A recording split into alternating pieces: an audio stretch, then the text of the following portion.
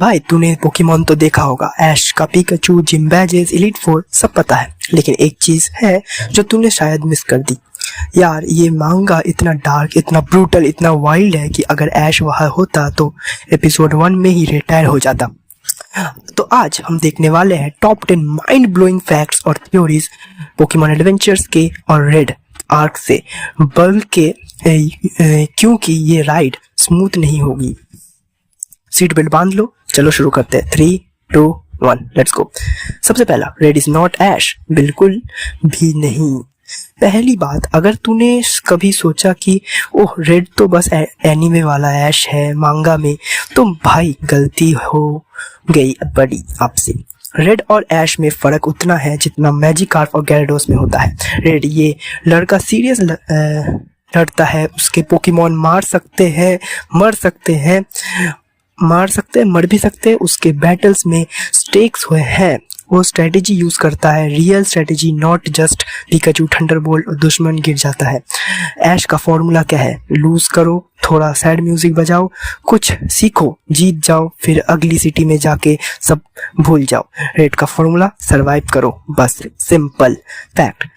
Red मांगा में अपनी खुद की पर्सनैलिटी है, वो इम्प्लूसिव है, एडवेंचरस है, लेकिन जेन्युइन करेज दिखाता है जो अर्न्ड फील होती है। ये कैरेक्टर ग्रोथ एक्चुअल है, इस कैरेक्टर का ग्रोथ एक्चुअली में काफ़ी ज़्यादा अच्छे से दिखाया गया है पहले से एंड तक। Professor Oak is a legend literally. Fact number 9, anime में प्रोफेसर ओक का क्या करते हैं? पोकेडेक्स देते हैं, थोड़ा रिसर्च करते हैं और ऐश की माँ के साथ चाय पीते हैं। लेकिन मांगा में भाई ओक एक बैडेस पोकेमॉन ट्रेनर था, वॉज पास्ट टेंस, पास्ट में, और ये पास्ट इतना वाइल्ड है कि तुम शॉक हो जाओगे। फैक्ट, मांगा में रिवील होता है कि ओक और एगाथा, एलीट फोर वाली स्केरी एगाथा, कभी राइवल्स थे, रोमांस भी था शायद, मतलब प्रोफेसर ओक का गंदा फंसा था। एगाथा अब भी थोड़ी बिटर है ओक से, और ये सिर्फ राइवल्स वाली बिटरनेस नहीं है, ये पर्सनल है, ठीक है, आप समझ जाओ। भाई ओक की लव स्टोरी भी थी कॉम्प्लिकेटेड वाली, ये तो नेटफ्लिक्स ड्रामा बन सकता था सही में अगर आ जाती वेब सीरीज कोई। थ्योरी देखो क्या है। कुछ फैंस का मानना है कि ओक ने डिलिबरेटली एगाथा को रिजेक्ट किया क्योंकि वो डार्क पोकेमॉन टैक्टिक्स यूज करती थी, और तब से दोनों के रास्ते अलग अलग हो गए। मॉरल कॉम्पस ने रिलेशनशिप तोड़ दी। डीप यार, बिल्कुल डीप डाउन हो रहा है ये तो, ठीक है। फैक्ट नंबर 8, मिस्टी, ब्रॉक और सबरीना ये लोग सीरियस है। यस, ये कोई मजाक नहीं है यहाँ पे। एनीमे में मिस्टी क्या है? ऐश की दोस्त, फिशिंग रॉड यूज करती है, साइडक से फ्रस्ट्रेटेड रहती है। मांगा में मिस्टी सर्विलेंस सिटी की जिम लीडर जो एक्चुअली अपना काम सीरियसली लेती है, वो बैटल में फुल फोर्स लाती है, कोई कॉमेडी नहीं, कोई फिल्टर नहीं। Rock reliable, always prepared. और सबरीना, ओ भाई एनीमे में सबरीना थोड़ी स्केरी है, मांगा में वो साइकिक पावर से लिटरली लोगों को कंट्रोल कर सकती है, एक्चुअली ह्यूमंस को भी और पोकेमॉन्स को भी। विलन लेवल स्केरी, मतलब ये सब कैरेक्टर जो एनीमे में साइड कैरेक्टर थे, मांगा में ये एक्चुअली पावर हाउस है।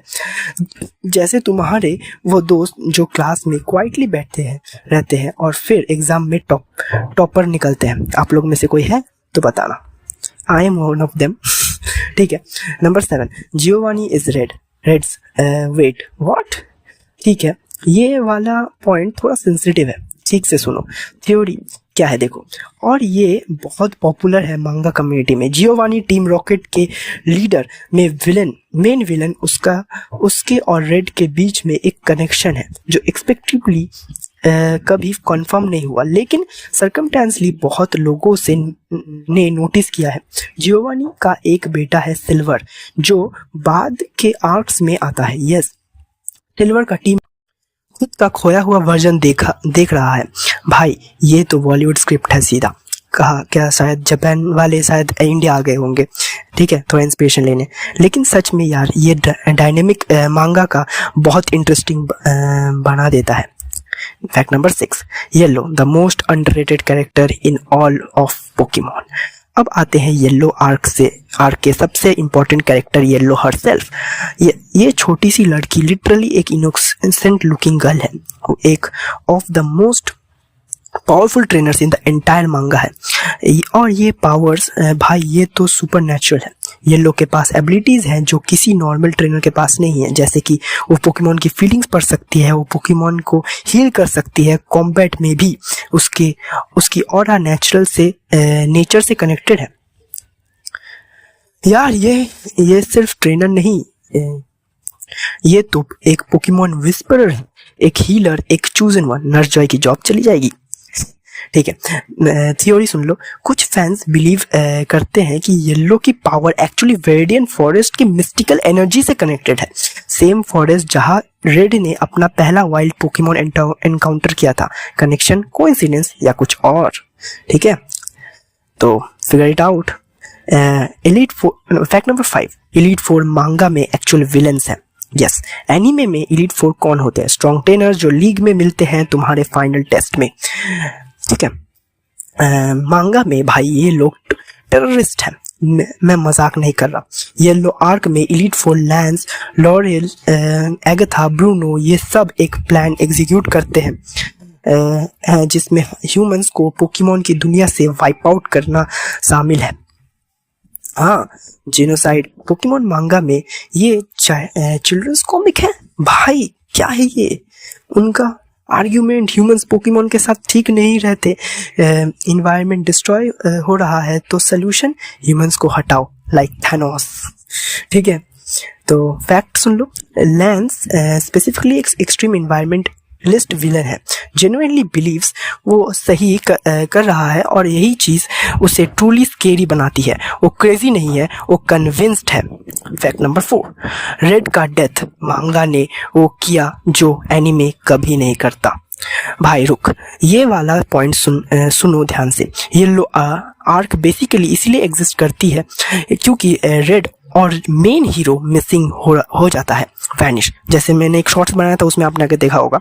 ठीक है, मैंने पूरा येलो उसमें समझाया था। यार हमारा हीरो वो बंदा जिसने पूरे कैंटो टेररिस्ट किया, जिसने टीम रॉकेट को डिफीट किया, उनको वैनिश कर दिया, और जिसने गोन जस्ट लाइक दैट,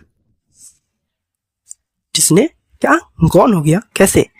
और तब येलो एक छोटी सी अनट्रेंड लड़की डिसाइड करती है कि वो रेड को ढूंढेगी अकेले, क्योंकि वो रेड की केयर करती है। क्या बात है, क्या बात है। ठीक है, मतलब ये बेसिकली एक 10 साल की लड़की ने डिसाइड किया कि वो एलीट फोर से अकेले लड़ेगी क्योंकि उसकी क्रश मिसिंग है। Simple level legendary. ठीक है, लेकिन जेन्युइनली ब्रेव थी दोनों ही। फैक्ट सुन लो। रेड का एक्सटेंडेड एब्सेंस येलो आर्क का इमोशनल कोर है। वो फिजिकली एब्सेंट है लेकिन थीमेटिकली हर पेज पर प्रेजेंट है। ब्रिलियंट स्टोरी टेलिंग है और इसके लिए hats off to the Pokemon company manga team. ठीक है, फैक्ट नंबर 3, पीका रेड का पिकाचू एनिमे वाले से कंपेटिवली अलग है। ठीक है यार, ऐश का पिकाचू क्यूट है, स्वीट है, कभी इवॉल्व नहीं करता क्योंकि ब्रांड आइडेंटिटी समझ आता है। रेड का पिकाचू, पीका इज उसका नाम इन्होंने पीका रखा था, is a completely different vibe. पीका एक वेटरन फाइटर है, बैटल हार्डन्ड है, एक्सपीरियंस्ड है। वो रेड के साथ ग्रो हुआ है जनरली। उनका बॉन्ड अर्नड है और थ्रू एक्चुअल शेयर डेंजर है। दोनों ने काफ़ी कुछ फेस किया है। फैक्ट सुन लो। रेड पिकाचू इवेंचुअली यूज़ करता है सर्फ, हाँ, वाटर मूव, जो एक एक्चुअली इन गेम सीक्रेट था। मांगा ने गेम एस्टर एग्स को स्टोरी में वेव किया इन अ जेन्युइन वे, और पीका ने येलो की पोकेमॉन को ट्रेन किया जब रेड मिसिंग था, literally mentoring the next generation. Pass on भी तो करना है ना यार। पीका रिटायर्ड सेंसे बन गया नारुतो में काकाशी की तरह। Respect, hats off to Pika. Fact number 2, manga ने गेम लोर को एक्सप्लेन किया better than the games themselves. ये मेरा फेवरेट पॉइंट है। सुनो, पोकेमॉन गेम्स में बहुत सारी चीज़ें हैं जो एक्सप्लेन नहीं होती, बस है, तुम एक्सेप्ट करते हो और आगे बढ़ जाते हो। मांगा ने एक्सप्लेन किया पोकेमॉन बैजेस क्यों देते हैं, HM मूव्स क्यों देते हैं। मांगा में देखो सबसे पहला पॉइंट मैं बता देता हूँ, पोकेमॉन बैजेस क्यों देते हैं? आप लोग ने कभी सोचा है? कभी एचएफ मूव्स क्यों देते हैं? आपने कभी सोचा है? मांगा में बैजेस पोकेमॉन को मेंटली अनलॉक करते हैं, उनके अंदर की पावर रिलीज करते हैं। It's not just a game mechanic, it's a लोर। और सेकंड, स्लिप स्कोप क्यों चाहिए घोस्ट पोकेमॉन को देखने के लिए? मांगा इसका एक्चुअल क्रीपी और मीनिंगफुल बनाता है। घोस्ट पोकेमॉन लिटरली इनविजिबल है, उनके बिना अगर आप स्लिप स्कोप लगाओगे तभी आप उसको देख पाओगे। और नंबर थर्ड, लेवेंडर टाउन और पोकेमॉन टावर, यार मांगा में ये जेन्युइनली हॉन्टिंग है, not just background, actually horror vibes. Basically मांगा ने उन सारी गैप्स को फिल किया जो पोकेमॉन गेम्स ने छोड़ दी थी, और कुछ जगह मांगा ने गेम से बेटर एक्सप्लेन किया। वो रेयर है यार, ठीक है। और सबसे फर्स्ट फैक्ट, जो सबसे मेन फैक्ट है, रेड वर्सेस येलो आर्क, ये एक लव स्टोरी है भैया, ठीक है। देखो ओके, नंबर 1 पर आके मैं थोड़ा सा सीरियस हो जाता हूँ क्योंकि ये डिजर्व करता है। पूरे येलो आर्क में ऑन द सरफेस एक एडवेंचर स्टोरी है। येलो ढूंढती है रेड को, एलीट फोर को डिफीट करती है, कैंटो बचाती है। लेकिन अगर तुम ध्यान से पढ़ो, ये एक लव स्टोरी जैसा है। येलो जिसके पास कोई फॉर्मल ट्रेनिंग नहीं है, कोई एक्सपीरियंस नहीं है, कोई रीज़न नहीं है था रिक्स लेने का, सब कुछ रिक्स पर रख दिया सिर्फ इस उम्मीद में कि रेड जिंदा होगा। और रेड की पोकेमॉन को केयर करती है, जैसे कि पिका उन्हें हील करती है, उनसे बात करती है, उनके थ्रू रेड को फील करती है जब वो वहाँ नहीं होता। यार ये रिलेशनशिप डेवलप होती है बिना रेड के फिजिकली प्रेजेंट हुए। येलो एक ऐसी ट्रेनर इंसान से प्यार करती है जो मिसिंग है, और फिर भी वो रुकी नहीं। थ्योरी सुन लो, कुछ रीडर्स का बिलीव है कि येलो की हीलिंग पावर्स तभी और ज़्यादा स्ट्रॉन्ग होती है जब वो रेड से कनेक्टेड होता है इमोशनली। मतलब लव लिटरली उसकी पावर का सोर्स है भाई। Love is literally a power source in Pokemon adventures. Anime में तो एक्स फ्रेंडशिप से पावर मिलती है, मांगा में येलो को जेन्युइनली फीलिंग से मिलती है, ठीक है। क्या बोले?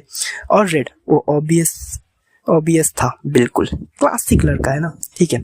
तो ये थे टॉप 10 माइंड ब्लोइंग फैक्ट्स और theories of Pokemon adventures of red and yellow arc से। एक बार फिर से देखो क्या था। रेड एनिमे ऐश से कम्प्लीटली अलग है, ओक का secret, बैडेस past. Yellow is supernatural power, 8-4 का एज एक्चुअल विलन्स, और वो इमोशनल कोर जो पूरे येलो आर्क को कैरी करता है। यार अगर तुम्हें अभी तक मांगा नहीं पढ़ जल्दी पढ़ जाके। मैं सीरियस हूँ, ये content is on another level, anime से बहुत अलग है। अगर ये वीडियो तुम्हें एंजॉय किया, लाइक करो, सब्सक्राइब करो, और कमेंट में बताओ तुम्हारा फेवरेट पोकेमॉन एडवेंचर्स का कैरेक्टर कौन है। मैं पर्सनली रेड का फैन हूँ, बट येलो ने दिल जीत लिया ऑनेस्टली। तब मिलते हैं अगली वीडियो में, तब तक पोकेमॉन एडवेंचर्स पढ़ो, रिग्रेट नहीं करोगे। पीस।